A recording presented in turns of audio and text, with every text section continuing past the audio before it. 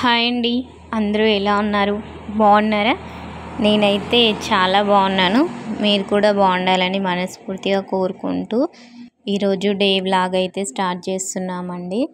Sunday అనేసరికి అందరికీ lazy day అయిపోతుంది. చాలా బద్ధకంగా పనిచేస్తారు ఆ రోజు. ఎవ్వరు ఇంట్లో నుంచి బయటికి వెళ్ళరు. అండ్ జాబ్కి వెళ్ళే వాళ్ళైతే అందరు ఇంట్లోనే ఉంటారు. వీకెండ్ చాలా బాగా ఎంజాయ్ చేస్తారు. కానీ మా ఇంట్లో అలా కాదు. సండే అయినా మండే అయినా బాయ్ దగ్గరికి వెళ్ళాల్సిందే కదా. సో మా అమ్మ వాళ్ళైతే ఆ రోజు ఏం ఇంటి దగ్గర ఉండరు. ఓన్లీ ఫెస్టివల్స్ టైంలోనే వాళ్ళు ఇంట్లో ఉంటారు. వాళ్ళతో మేము టైం స్పెండ్ చేసేది అప్పుడే.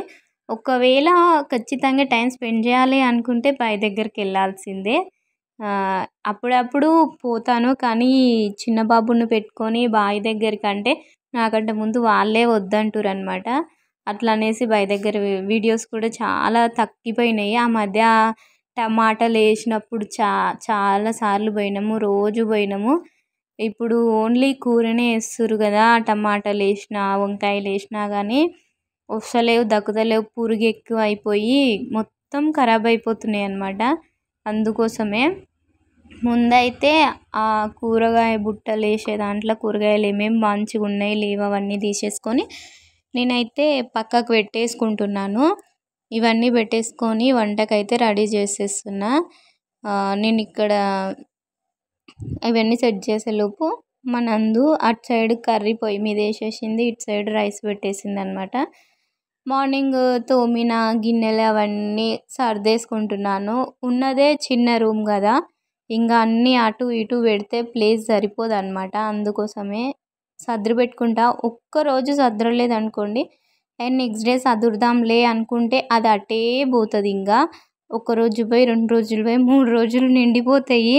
ఇంకా చిక్కులు ఏముండవు. అన్నీ ఆ కింద వేసిన ట్రబ్బులోనే గిన్నెలు నిండిపోతుంటాయి.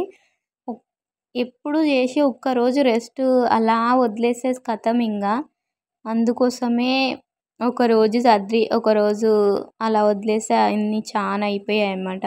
అవి సర్దేసుకొని అటు పక్క అన్నం చూసుకుంటూ ఈ కిచెన్లో ఉన్న చిన్న చిన్న స్పూన్స్ అవన్నీ నేను ఇలా ఒక దాంట్లో వేసి నాకు అందుబాటులో ఉండేలాగా దగ్గరగా పెట్టుకుంటాను. నాకు అందేటివి ఏవైనా సరే దగ్గరనే ఉండాలని చూసుకుంటాను. అండ్ కిచెన్లో ఏమున్నా లేకున్నా మనకైతే మ్యాట్ అనేది ఒకటి ఉండాలి. నాకైతే ఆ చిన్న ప్లేస్లో ఆ మ్యాట్ లేకుండా నేను అసలు ఉండలేను. ఎందుకో కొద్దిగా అంత వాటర్ పడ్డా సరే అంత పచ్చి పచ్చిగా అయిపోతుంది. అదే మ్యాట్ వేసుకుంటే వంట చేయడానికి చాలా బాగుంటుంది. నాకు ఇష్టం అలానే. ఇక అవన్నీ పొయ్యి మీద పెట్టేసి పొయ్యి నుంచి పడ్డ కూరగాయలు కట్ చేసిన వేస్ట్ అదంతా ఇక ఎత్తేసినాక మిగిలిన చిన్న చిన్న ఉంటుంది కదా, అదంతా కూడా నేను చేసుకుంటున్నాను. ఇల్లు ఎప్పుడు నీట్గా ఉండాలి. కానీ మా బాబు ఉన్నాడు అంటే అది ఎప్పుడు నీట్గా ఉండదు. ఇది అయిపోయిన తర్వాత చిన్న చిన్న పండ్లు ఆ మిరపకాయలు తీసుకున్నామండి. మిరపకాయలు చాలా రోజులు అవుతుంది. సర్లే ఎండబోదాం అనేసి ఒక్కరోజు ఎండబోసాంలే నెక్స్ట్ డే అని వాయిదా వేసేసాము. అది అటే పోయినాయి. తర్వాత వర్షాలు రావడము కంటిన్యూస్గా, ఇక సరిగ్గా ఎండ లేకపోవడం, ఇవన్నిటి వల్ల ఆ మిరపకాయలు ఇంకా పోస్ట్ పోన్ అయిపోయినాయి. ఈరోజు ఎట్లయినా ఎండబోదాం అనేసి తీసి బయటేసి ఏముంది మొత్తం బ్లాక్ రెడ్ మిరపకాయలు కాస్త నల్ల మిరపకాయలు అయిపోయినాయి అనమాట. ఇంకా వాటిని ఎండబెట్టి తొడిమెలు తీసేసి అవన్నీ చేసేసాము. ముందైతే శారీస్ ఉన్నాయన్నమాట 2. అవి కూడా స్టిచ్చింగ్ వేసుకోవాలి. స్టిచ్చింగ్ వేసి ఫెస్టివల్స్ వస్తున్నాయి కదా, ఇప్పుడు బతుకమ్మ తర్వాత దసరా ఇలా వస్తున్నాయి కాబట్టి శారీస్కి అయితే బ్లౌజులు నేనే కుట్టుకుంటాను కదా. ముందైతే వాటిని కట్ చేసి అక్కడ పెట్టేస్తే ఒక పని తీరిపోతుంది అనేసి అందుకోసమే దబదబా వంట చేసుకున్నాము. మటన్ కర్రీ అండి ఈరోజు చేసింది. అండ్ మటన్ కర్రీ వీడియో వచ్చేసి నేను నెక్స్ట్ వీడియోలో పోస్ట్ చేస్తాను, తప్పకుండా చూడండి. చాలా బాగా కుదిరింది. లేత మటన్ అనుకుంటా, తొందరగానే ఉడికింది. ఇంకా ముదురుదైతే ఇంకా చాలా టైం పడుతుండే మాకు. ఇంకా దబదబా ఇది తీసి పెట్టేసి బాయ్ దగ్గరకు అయితే పంపించినాము. వాళ్ళు మార్నింగే వెళ్ళిపోయారు, ఎండ మస్తు కొడుతుంది అనేసి చేసిన తర్వాత పంపించమని. అందుకోసమే ఒక 9:30 వరకల్లా రైస్ కర్రీ అన్నీ అయిపోయాయి. బాయ్ దగ్గర పంపించినాము. మా అంచుని ఇక పండబెడదాం అనుకుంటే ఎంతకు వండట్లేడు, ఒకటే ఆట ఆడుతున్నాడు. పండుకోనానే అంటే ఏడుస్తున్నాడు. ఇంకా అట్లో ఇట్లో చేసి ఇంకా మొత్తానికి అయితే పడుకోబెట్టినండి. పడుకోబెట్టి బయట మిరపకాయలు అయితే ఎండబోసాను. చూసారా ఎన్ని ఉన్నాయో, దగ్గర దగ్గర 7-8 కిలోలు ఉంటాయి. ఇన్ని మిరపకాయలు ఖరాబ్ అయినట్టే అయినాయి అన్నమాట. ఈ 2 శారీస్ ఉన్నాయండి కుట్టేటివి. నాకు స్టిచ్చింగ్ వచ్చు. బ్లౌజెస్, డ్రెస్సెస్, ఫ్రాక్స్ ఇలా ప్రతి ఒక్కటి మాకు మేమే కుట్టుకుంటాము. ఇంకెవ్వరికి ఇయ్యము. దగ్గర దగ్గర ఒక 7 ఇయర్స్ నుంచి. అప్పటి నుంచి ఎవ్వరికి ఇయ్యము. ఒకవేళ టైం లేదు బాబు కుట్టనియాడంటే అమ్మ ఎవరికైనా ఇస్తాం కానీ మావి మాత్రం అస్సలు ఇవ్వము. ఎందుకంటే మాకు టైలరింగ్ వచ్చు కదా.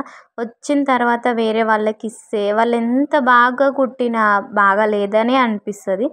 సరే మావే కదా, టైం తీసుకొని అయినా సరే, నైట్ అయినా సరే, ఏ ఆఫ్ పార్ట్స్ అయినా సరే మేమే కుట్టుకుంటాము.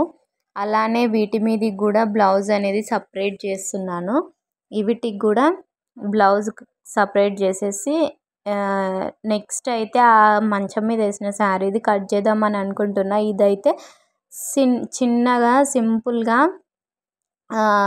మగ్గం వర్క్ లాగా వేయించుదాం. అదే థ్రెడ్ వర్క్ వేయిస్తారు కదండి ఇప్పుడు బాగా.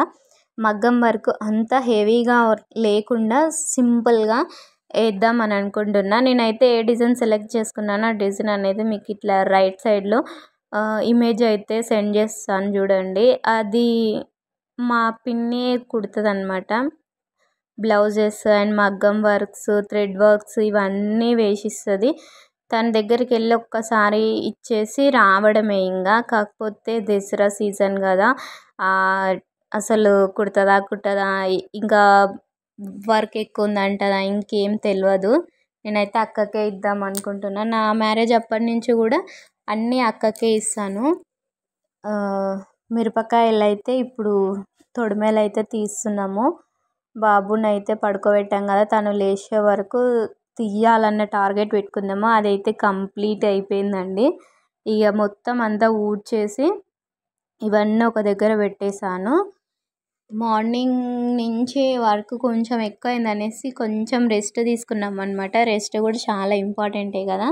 ఒక 1/2 అవర్ పడుకున్నానో ఏదో లేదో తెలియదు కానీ పక్కకున్న వాటర్ పడుకొని తాగుదామని మా బాబు ఏదో ప్రయోగం చేసి మొత్తం కిందున్న బొంతని ఆయన మొత్తం తడుపుకున్నాడు.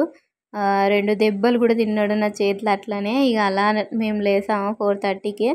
లేచి ఇక చిన్నగా ఇంట్లో పనులు ఊడవడము, క్లీనింగ్ అంతా పెట్టేసుకొని ఈవినింగ్ అయితే బావి దగ్గర నుంచి పాలు అయితే వచ్చేసినాయి అన్నమాట.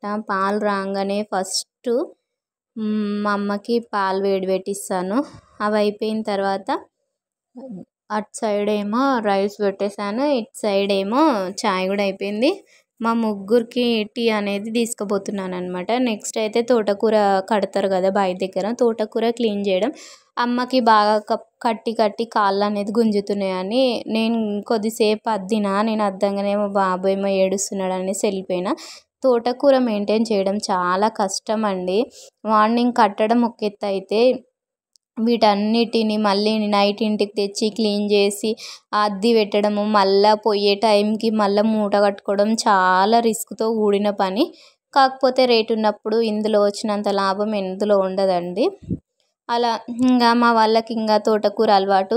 ఏ కూలోళ్ళని పెట్టకుండా మమ్మీ ఈజీగా ఇంత కూర కడుతుంది అనమాట.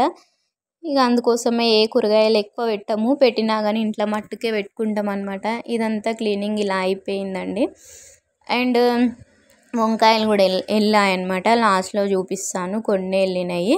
అండ్ నా వీడియోస్ చూసి ఇంతవరకు సపోర్ట్ చేస్తున్న మీ అందరికీ థ్యాంక్ యూ సో మచ్ అండి. లైక్ చేయండి. అలానే వీడియో మీకు ఏ విధంగా కావాలి, నన్ను ఏమైనా అడగాలనుకుంటే మాత్రం కింద కామెంట్ సెక్షన్లో మీ కామెంట్స్ అనేది షేర్ చేయండి, తప్పకుండా రిప్లై ఇస్తాను. నా వీడియో ఇంతవరకు చూసిన వాళ్ళందరికీ థ్యాంక్ యూ సో మచ్ అండి.